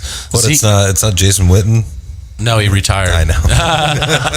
Well, I never know with you sometimes, man. You were like, so Tyreek Hill, he's a running back, right? Jason Witten. There was a catch that the tight end missed for the Cowboys. I was like, Jason Witten would have caught that. Kansas City and Chargers. That was a great game, not for Kelsey or Hunt. Those are a couple guys I was going to talk about. I mean, Mahomes didn't really throw to his tight end a lot in college. Is somebody going to have to wake him up and tell him that he's got Travis Kelce on his team? Or are they going to is he just going to keep forcing the ball to Tyreek Hill? And is Hunt going to bounce back? I think Hunt will bounce back. He's going to be giving up some carries to Spencer Ware. Spencer Ware averaged 10.7 yards per carry last week. He only had 3 carries, but I mean that's gonna siphon away some of those carries from Kareem Hunt. Kareem Hunt only averaged 3.1 yards per attempt last week. Bad. So I'm not really sure on the defense that they played. Like, obviously the Bills aren't that good, so. Oh, the Chiefs? Oh, yeah. The Chargers. The Chargers. So the Chargers... Without Joey Bosa. He should have done better. They were really low on run defense last year. Well, last year, Kareem Hunt got 152 yards rushing and 174 yards rushing against them. And in one of those games, he had 6 catches for 70 yards, and he had a touchdown in one and 2 touchdowns in the other game. So I was like, yeah, let's fire up Hunt. He just went off last year, and he did not do anything. Yeah. Should Hunt owners be worried? Should LaShawn McCoy owners be worried? Should Zeke owners be worried? David Johnson. I mean, all these guys kind of... I think that Kareem Hunt owners can relax a little bit. I think, he may be a slow starter, something like that. I mean, he did fumble in his first carry in the league, right, but he ended up tearing it up after that. I would give it a couple weeks before I worry about Kareem Hunt. Ezekiel Elliott averaged 4.6 yards per carry still last week, even though he didn't put up good numbers. So I don't think there's anything to worry about with this. And he's got a home game versus the Giants, who gave up a lot of yards to Fournette before he went down and a lot of yards to Yeldon. I think he comes back this week. Yeah. I don't know about McCoy. LaShawn McCoy is the only weapon on the offense, and he's going to have to carry them. So I think he'll be all right. Same thing with David Johnson. Well, I don't know if it's going to be all right for LaShawn McCoy. It's the only person that they have to worry about. So they're going to put all their attention on that. Yeah. Like it's going to be key on LaShawn McCoy. I would be worried. And I didn't like David Johnson either. And they're gonna have to open up that offense. I mean, who knows how long before Josh Rosen sees the field, because Bradford did not look good. Yeah, and David Johnson gets a lot of his fantasy points from receiving. So the quarterback's got to target him. So that's going to be something that's going to help with his production. But well, the Chargers play at the Bills next week, so play all those guys. Keenan Allen has a great matchup. Obviously, Melvin Gordon had 13 targets and 9 catches. I think he can definitely catch like 85 balls this year. So fire up all those guys, obviously. The Chiefs, Steelers, I think that's going to shoot out. So obviously you're not worried about any of those guys. The Watkins could be in some trouble. So that's the guy right now that I'm leaving on my bench, and definitely not starting for any, until he shows me that he could do something in that offense. Absolutely. What else we got here? The next game was Washington and Cardinals game. And the Redskins have the Colts next week at home, so fire all them up. I think that's another tough matchup for the Cardinals. Offensive players. The Washington Redskins defense is really underrated. They're extremely good. So yeah, the Redskins, they've Alex Smith doesn't really throw to his wide receivers that much, so it's going to be Jordan Reed and Chris Thompson until. And Alex Smith didn't look terrible, and Chris Thompson actually surprised me. Yeah, he did great. I mean, that guy is amazing. He had 1.4 fantasy points per touch last year, which is really close to Kamara numbers. So he's going to be great. I wouldn't do anything with any of those wide receivers. Like Paul Richardson and Josh Doxson are droppable right now. I would hold on to Jamison Crowder. Welcome to Dropsville. Yeah. Population U. Adrian Peterson had 170 yards last week. Remember, you were like, does he have 1,000-yard season left in him? And I was like, hell no. I don't know. He might. And he'll probably eat really well against the Colts at home. The Cardinals play at the Rams. So, man, that can be really bad. Like, I would not have expectations for any of those players. I mean, you obviously cannot bench David Johnson or Larry Fitzgerald, but I mean, I wouldn't be expecting them to do a lot.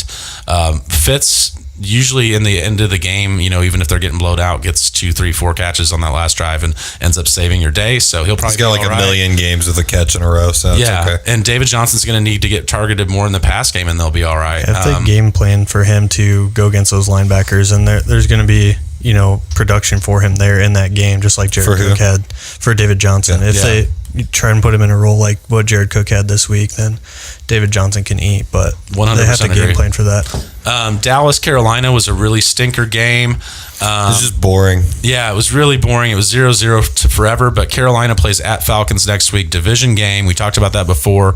Matt Ryan usually shows up for that game. Without those previously mentioned Falcons players that are both out for the season, Christian McCaffrey will eat. Devin Funchess is a great play with Greg Olsen out. So all those guys are great. Dallas, you're obviously not going to be wanting to figure out what wide receiver is going to be the play there. The play there last week was Cole Beasley. Beasley's name always comes up. He's just a little guy. I even made a joke like in our like preview podcast that like he'll probably be the player to own on that wide receiver core, but you can't go up there and write his name down on the draft board. I'm drafting Cole Beasley, but you probably should have. I mean, he had like 7 catches for 87 yards. But Dallas, like I said, Zeke will get back to form, and that's what's going on there. I think that just real quick, I think that Christian McCaffrey can catch 100 balls this year. Really, especially the more that Olsen sits out. So you've got that Philly game. We talked about that already. Seattle, Denver. Case Keenum looked great.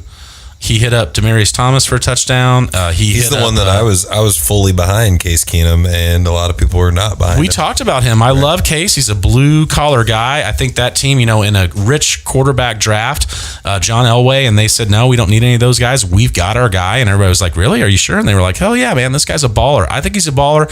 He could take a hit. I saw him take some serious hits last year. Like, that when you've got that guy bearing down on you and you're going to get smashed, but you still throw the ball. Throw that dime. He'll do that. Emmanuel Sanders is his Adam Thielen, and that Love guy Emmanuel Sanders. balled out. Manny Sanders had a touchdown where did you see the one where he did the somersault? Landed on his back. Whoo, he made all those guys look like little boys on that play, and he's going to ball out. Demaryius Thomas did good. The interesting thing here was everybody was like, okay, is it Royce Freeman? Is it Devontae Booker? They named Royce Freeman the starter. I've been talking a lot about Royce Freeman. He was a huge guy coming out of Oregon, and then Lindsay. and it ended up being Philip Lindsay got half the targets and half the running back looks. Devontae Booker only got 4, so he's in Dropsville. This was obviously not at the last minute. They were just like, oh yeah, let's play this guy. This has been planned for a long time.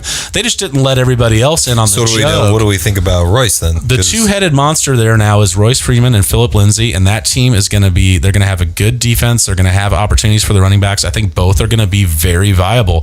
I think Lindsay's a great pickup this week. If anybody's in fab leagues, I spent 25% of my fab this week on Philip Lindsay because what's a fab league? It's when you have a free agent budget and you have to. So it's not a waiver wire. You bid on a player and the player goes to the highest bid. So you could, if you want somebody, you could bid $100 on them and then you have no more money. Then you could pick up players after they've cleared waivers for free, or you could put in a $0 bid on somebody and pick them up. So it's interesting. That's that Twitter Experts League. Yeah, so that's interesting. I picked up him. I picked up TJ Yeldon because I've got Leonard Fournette. But Lindsay's going to be viable. I looked at the tape. This is not a test. This is not a one-hit wonder.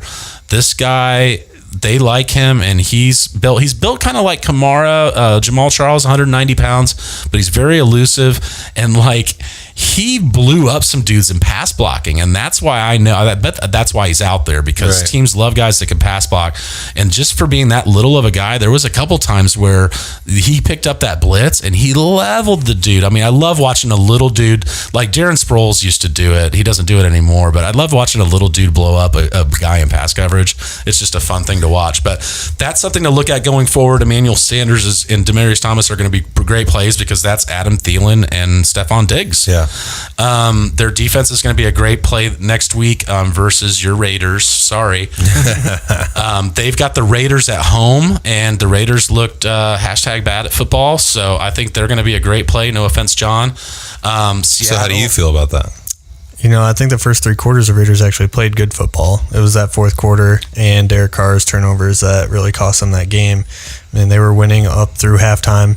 100% agree. They did look good for a while, and Marshawn Lynch looked good too. They looked good for 3 quarters, and then Derek Carr kind of fell apart, and then the rest of the team fell apart with him. That's kind of how it rolls. Yeah. Seattle's at the Bears next week, and Juice, you said you picked up the Bears defense. You like Khalil Mack to play against. I think Seattle's struggling, man. I don't. I drafted the Bears defense in all of my leagues. So I'm gonna have Khalil Mack got traded. Yeah, good pickup. So I'm gonna have the Bears against Seattle, and I want to see the Bears do what they did last week, except for sustain it.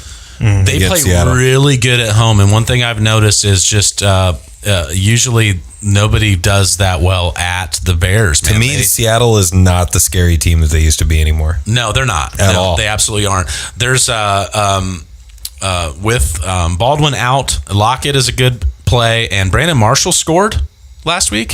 So Brandon Marshall's still playing football. Oh, wait a second. So that's kind of like I don't know. Brandon Marshall's kind of the guy that's kind of like a hitman. So I feel like he's been kind of all around the league. So going, because he played for Chicago as well, right? Yes. Wow. So the thing is, and he played for the Jets last year. So my first thought is Marshall goes against the Bears. Might be like a revenge game, but I don't feel like he actually is tied to the Bears. He played there with Jay Cutler for quite a while, and he played with Denver.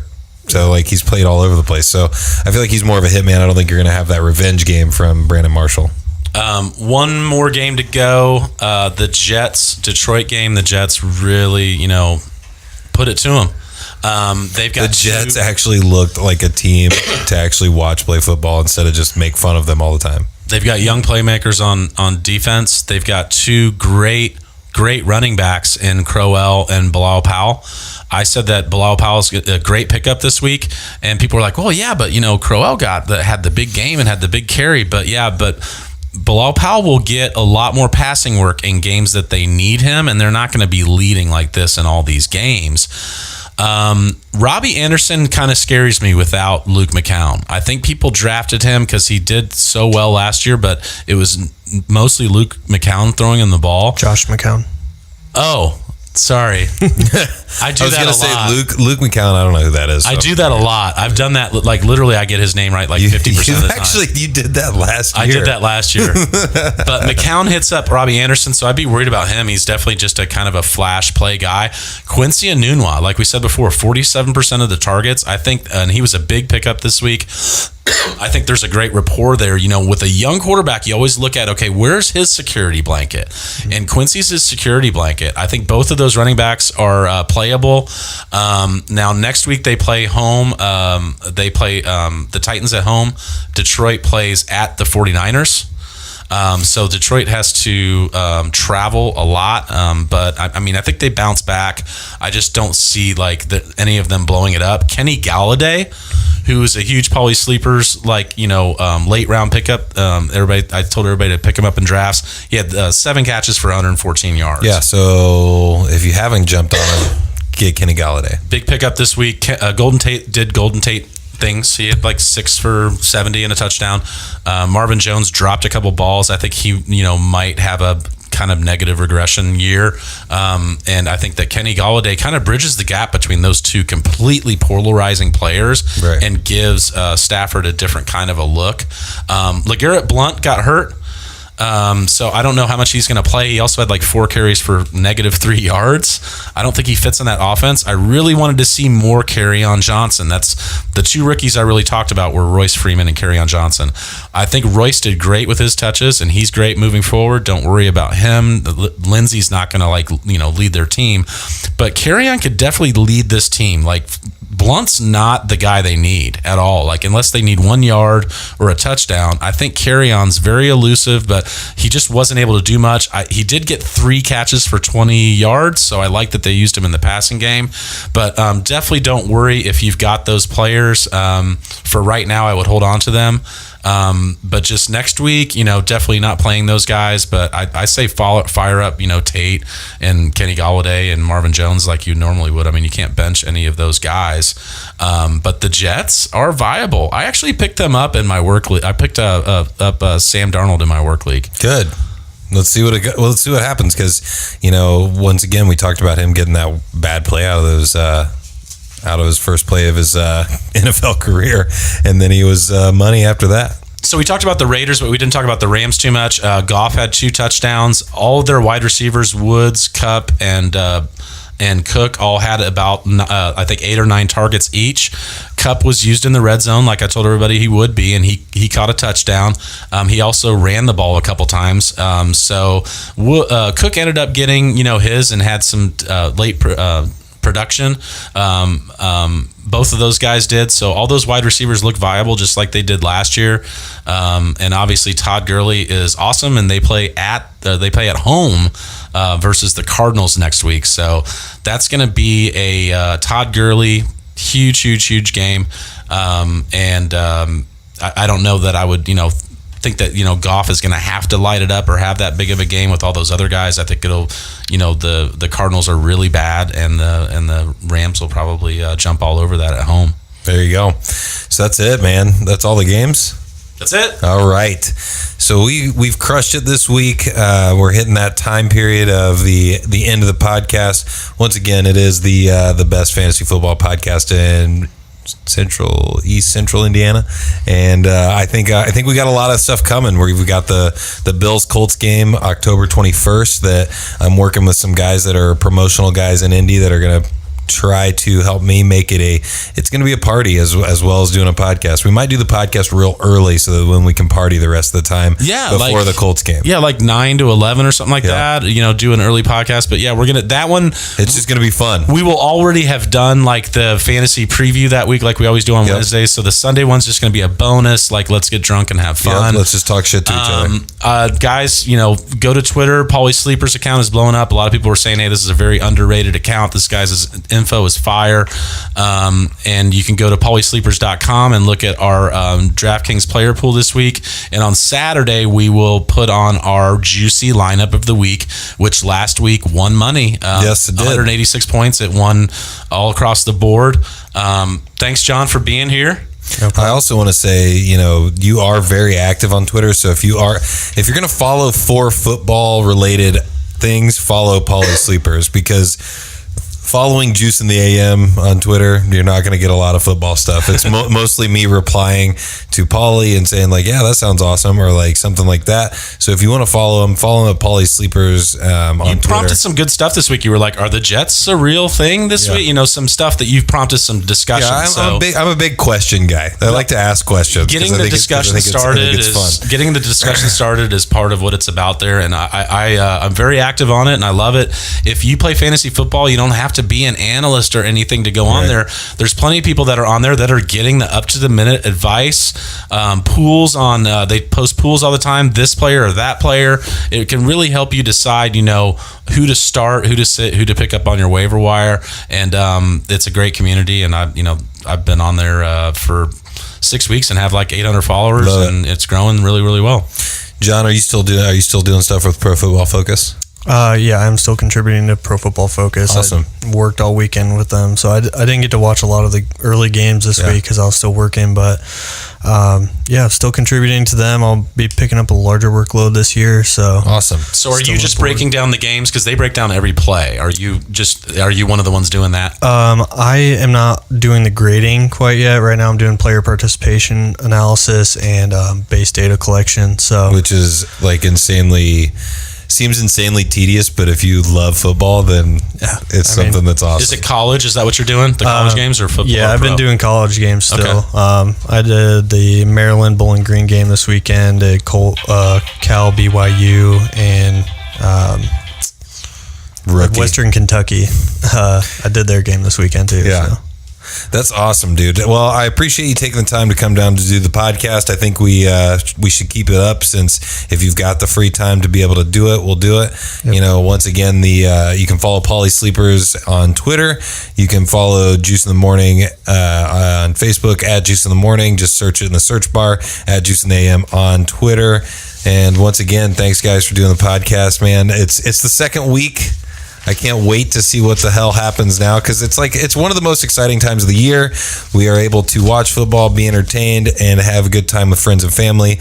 Once again, share this podcast with friends and family, because I know all of you out there play fantasy football, and your friends and family play fantasy football, and they want to do better. So have them follow us. Thanks for listening, guys, and have a great week number 2. Thanks, Juice. Good night. See you guys.